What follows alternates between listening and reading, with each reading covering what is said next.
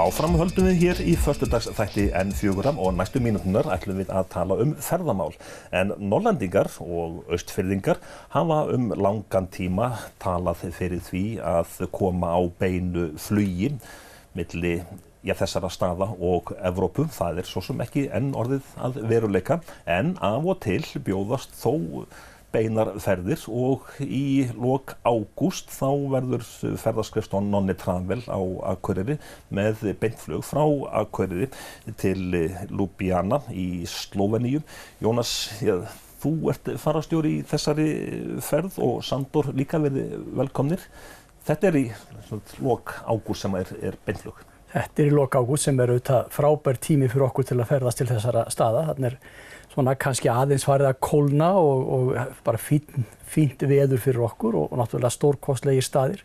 Þessi lönd öll þarna í nágrenni við semst að Ljubljana, við lendum í Ljubljana og þaðan örstutt til fjöldmargra landa til við erum í Slóveníu og svo Króatía og svo auðvitað Ungverjaland.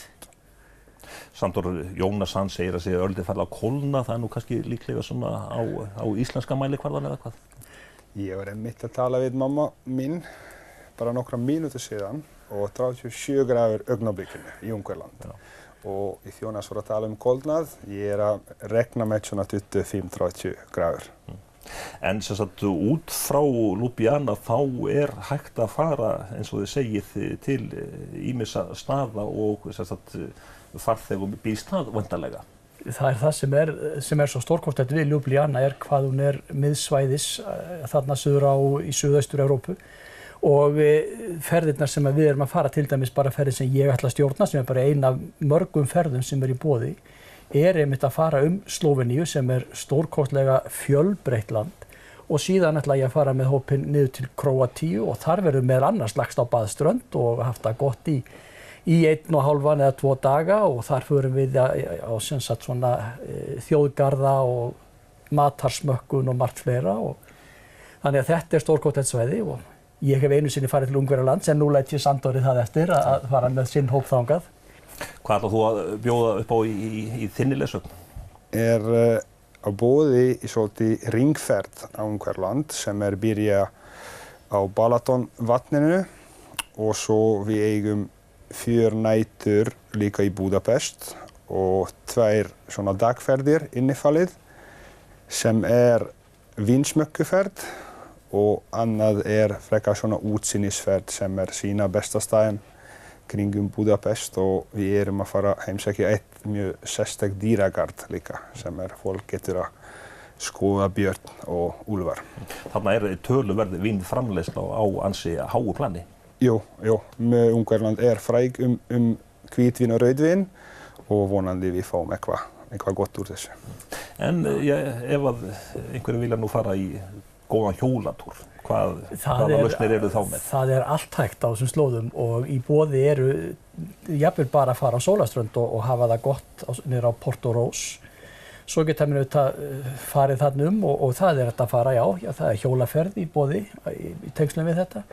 Nú ég viðurkenni, ég veit ekki alveg hvert á að hjóla, en það nokk sama, þetta alls staðar fallegt að fara þarna og eins og ég segi bara leggja áherslu með þessi lönd með fjölbreytnina, þetta 8-9 daga ferð og menn geta séð og upplifað alveg ótrúlega margt í þessari stuttu ferð og einnig eins og í ferðinni sem ég að fara legið 1 dag á Sólaströnd og annan á svona heilsuhóteli upp í sveitahóteli, gengið þar leigt til reiðhjól og bara notið lífsins og haft það gott. Það engar langar rútuferðir í þessu. Það kannski 1 dagur í minni ferð sem svona svolítið rútuferð. Ekki eins og hjá mér, ég gerði plan þannig að frekar stutt gönguferð og ég hef þetta lengsti ferðalagi 100 kilometra með rútan. Já, það nú heldur meira hjá mér en það samt sem áður, það ekkert að setja fyrir sig. Og annað sem ég vil leggja áherslu á í allavegni ferðin hjá mér, ég held í öllum þessum ferðum að fólk getur komið með þó það sé ekki, þetta ekki gönguferðin eitt erfiðar, þetta auðvitað útivist álítil og eins og í þjóðgörðum að ganga svolítið eftir göngustígum en það engar langar gönguferðir eða erfiðar þannig að menn geta komið með þó menn sé ekki neini hlaupagikir. Eins hjá okkur. Þetta lett og gott ferð. Þið í raun og veru svona leggið þetta, heyrist mér á okkur svona svolítið þannig upp að þetta sé, bæði þá svona afslöppun og frí, en líka svona fræðsluferð. Já, einmitt það var plan og vonandi þetta gengur upp. Það er alltaf svolítið munur á þessum á okkur, náttúrulega Sandor að fara með fólk á sínar heimaslóðir og ég held að það sé ekkert skemmtilega en ferðalag þar sem þú ferð með heimamönnum þeirra slóðir, þar sem þeir eru að sínar uppvaxta slóðir og það sem þeim þykir vænt og það sem að þeir hafa svona ástríðu fyrir að sína. Ég hins vegar svolítið öðruvísi þó ég sé búin að koma margsinnis á þessar slóðir og þekki mjög margt, þá kannski vantar mig eitthvað þessu allra fínasta en ég hef margt að sína. Hvað segir þú, Sandor, ekki svolítið svona spenningur að fara með Íslendingarna á þínar heimaslóðir? Jú, og ég var með þessi plan svolítið lengi inni mig og sína heimalandi mitt fyrir Íslandingar. Ég er búinn að fá margt gott frá Íslandingum hér í landinu og ég vonandi margir að fara að koma með okkur og gefa mér möguleika að sína heimalandi mitt. Þið búin að planleggja allt saman? Er allt saman klárt hjá okkur? Allt saman, allt klárt, það er ekki málið. En bara þetta að fljúga þá beint frá Akureyri fyrir þá Norðlendinga og Austfirðinga, það er alveg stórkostlegt að sérstaklega auðvitað, tala ekki okkur Akureyringana, að sérstaklega þegar maður kemur heim, að lenda bara og eiga bílinn sinn fyrir utan og bara 5 mínútur maður komin heim. Það náttúrulega stórkostlegt.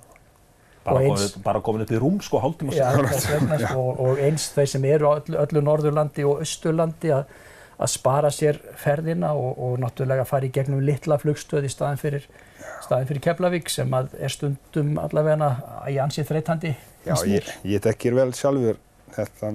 Ég er búinn að ferðast mörg sinnum heima til minn með fjölskylda og krakkar og þetta alltaf auka ferðalagi að fara til suður og koma heim eftir það. Þetta spennandi, Jónas og Sandor. Ég segi bara góða ferð og við höldum hér áfram rétt strax.